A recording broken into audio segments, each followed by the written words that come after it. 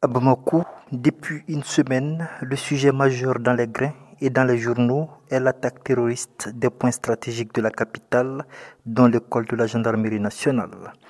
Beaucoup n'arrivent pas à s'expliquer comment une telle institution qui célébrait son 64e anniversaire a pu être attaquée de la sorte. L'analyste des questions sécuritaires, Paul Oula, a sa petite idée. Le fait que l'attaque a quand même visé l'école de la gendarmerie est tout à fait stratégique, parce que si on essaie de voir, ce sont des élèves qui sont là-bas.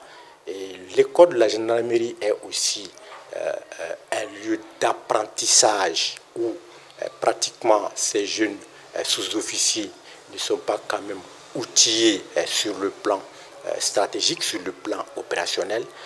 Le fait que le GNIM a revendiqué cette attaque, ça prouve à suffisance que le djihadisme est en train de se nationaliser, c'est en train de se localiser, ce qui veut dire que les jeunes sont en train d'épouser l'idéologie djihadiste.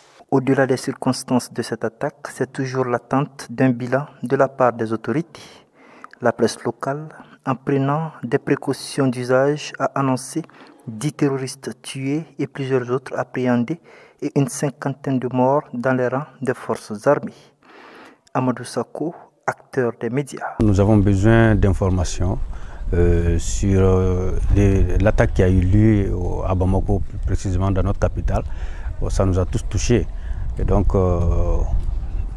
les citoyens étant touchés par l'événement, donc nous croyons que nous devons être informés de tous les petits, c'est-à-dire de tout sur l'attaque, et puis qui a fait l'attaque, et ensuite les personnes qui ont été touchées. Nous avons besoin de tout ça aujourd'hui. S'il n'y a pas d'informations, les fausses informations peuvent prendre le poids. Donc nous avons besoin des informations provenant de nos autorités et des informations claires et limpides pour que les citoyens puissent encore croire à ces autorités. Pour les populations, le caractère asymétrique de ces attaques rend la riposte difficile.